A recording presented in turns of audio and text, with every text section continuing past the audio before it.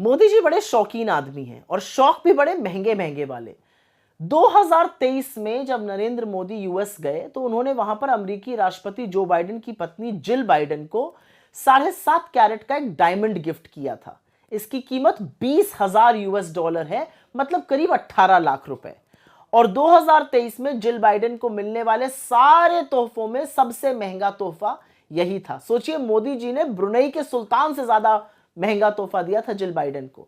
यही नहीं, आपको पता ही होगा कि ट्रंप परिवार को मोदी जी ने करीब 50,000 यूएस डॉलर, मतलब करीब 43-44 लाख के तोहफे दिए, 17 तोहफे दिए। उसमें से कुछ तोहफे इवांका ट्रंप को एक सोने का कड़ा दिया था, डोनाल्ड ट्रंप को एक 1.5 लाख की कफलिंग्स दी थी, 7 लाख रुपए का एक फूलदान दिया था, ताजमहल का एक रेप्लिका बनवाकर 4 लाख रुपए का वो दिया था। अभी अलग बात है कि भक्त बेचारे ताजमहल ही उड़वा देना चाहते हैं। और इन सारी चीजों का जो पैसा है, जो महंगे शौक और इनका पैसा है, ये कोई बीजेपी या आरएसएस के दफ्तर से नहीं आ रहा है। ये पैसा हिंदुस्तान के टैक्स पेइंग जनता से वसूला जा रहा है।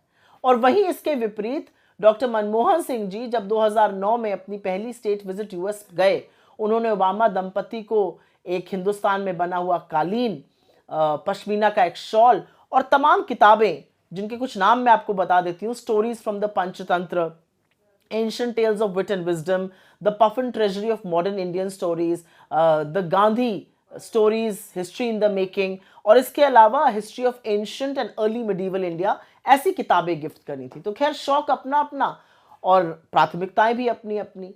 लेकिन जिस देश में आर्थिक तंगी है, जो देश गुर्बत से, जो देश बेरोजगारी से जूझ रहा है, उसके प्रधानमंत्री को, और जिस देश में अगर आप 80 करोड़ लोगों को राशन ना दीजिए तो वो भूखमरी से मर जाएं, उस देश के प्रधानमंत्री को इतने महंगे तोहफे देने से पहले सोचना चाहिए कि आपको सम्मान आपके ज्ञान, आपके दृष्टिकोण, आपके कद से मिलता है।